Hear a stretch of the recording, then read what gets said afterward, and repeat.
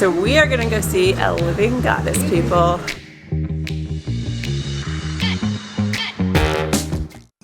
In this video, we are completing the last day of our trek and then heading back to Kathmandu to explore a bit before we leave for our next destination.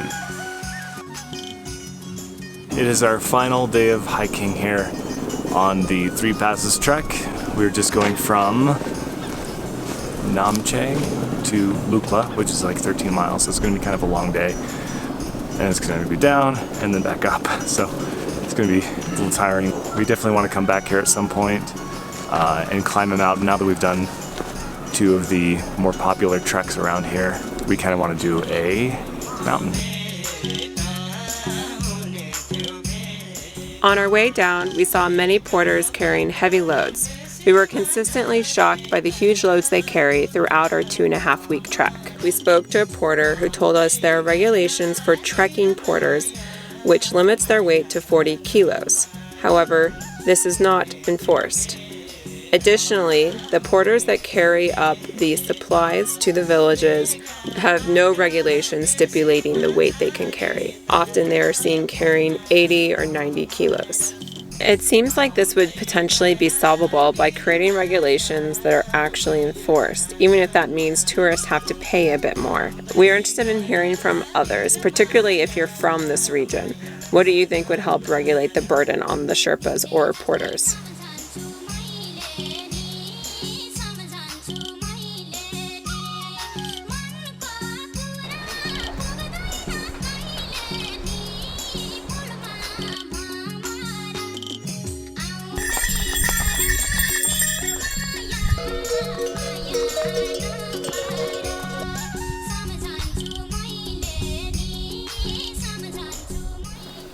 Almost done.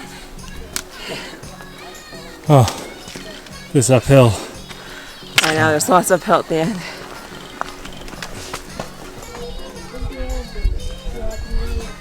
We just arrived in Lukla village. Yeah. That means our trek's finally over. We like the trek, don't get us wrong, but our bodies are so exhausted. That was way harder than either of us had imagined. Everything online said it was very strenuous. Interrupted by a donkey. Very challenging, but I don't think we fully comprehended how challenging it actually was going to be. So we're exhausted. We're excited to hopefully recoup at our next destination. But we were already talking this morning about the next time we come to Nepal. So apparently we aren't done with you quite yet in Nepal.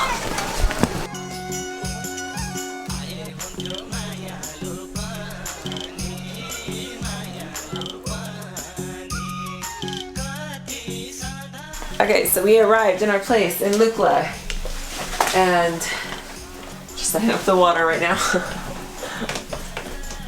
We're glad to be done with the hike. We stink royally, like so bad. The socks are the worst. We've been wearing the same clothes for, 17 days of trekking? Like literally the same exact thing. So we stink. I haven't washed my socks even once. I only brought 2 pairs. Besides a nighttime sock. Yeah, we just really stink, and we're thinking we aren't going to do laundry until our next destination because we aren't going to have enough time in Kathmandu, I feel like, for things to sufficiently dry. But yay, we're all done with the trek. I think it's a miracle we managed to do it. Couple good things. One, I feel like my hip and everything from the tumor issue is pretty much completely not an issue pretty much the entire time. So that was really nice, because that was a big contender on our last big mountain journey for Mount Elbrus, if you recall from our video. I'll link it below. So it's very nice that isn't an issue, and our bodies were able to do it. So yay! Oh, I'm excited to just give my legs a break. Although we have a really long bus journey tomorrow, which we're not looking forward to. I'd rather walk another 13 miles. I know, yeah. Today we walked 13 miles. But the bus ride is so bad. It's like 4 or 5 hours on very windy roads, very and cramped, bumpy. small vehicle, bumpy. So that should be fun. We were just saying earlier that we feel like that's even more of a risk for our life than trekking in the Himalayas. It's taking a bus.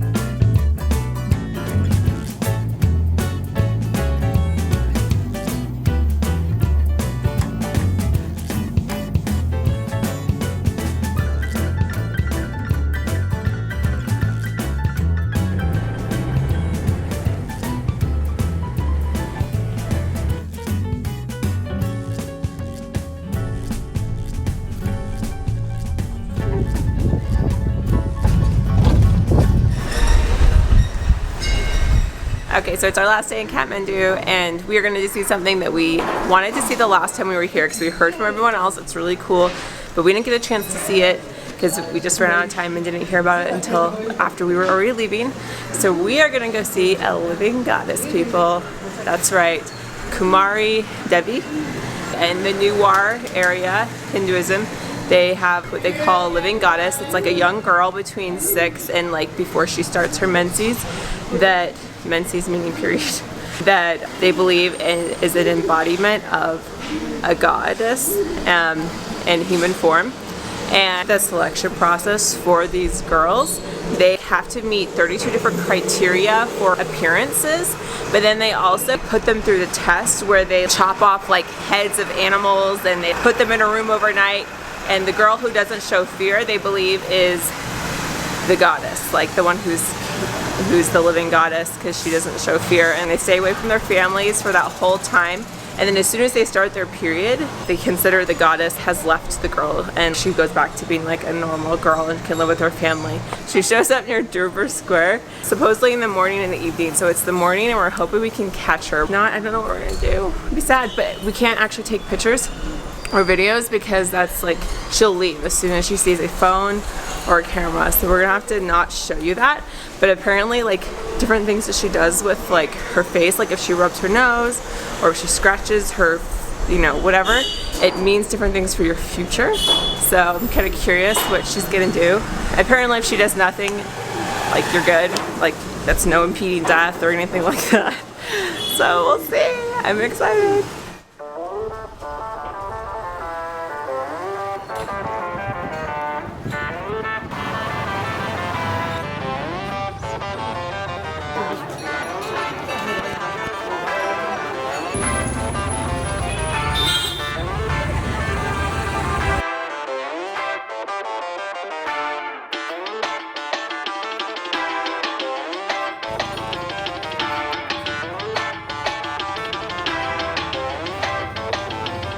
Right, our walk to the square is turning out a little bit more distracting than we planned.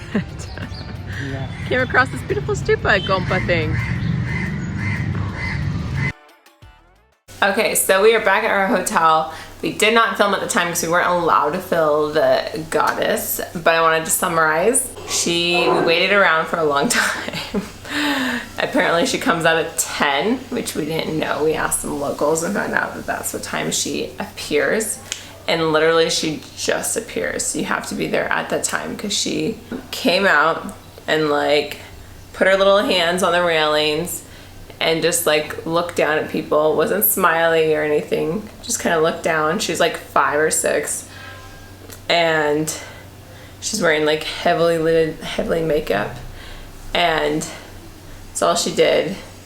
And she got down and she tripped slightly on the way down, which I don't know if that signifies something, because apparently, you know, like if she does something that means something. I feel like we should look that up. Give me my phone. Okay, so according to my research, it doesn't look like her tripping slightly has any significance.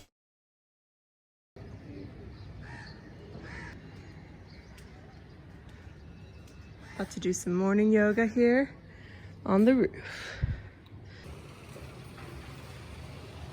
Alright, so we're in the lounge in Nepal, about to leave, and we are headed to our next country, which we're excited about. So it's really cool to see. Sorry, I'm being stared at right now. I can't do this. She shows up near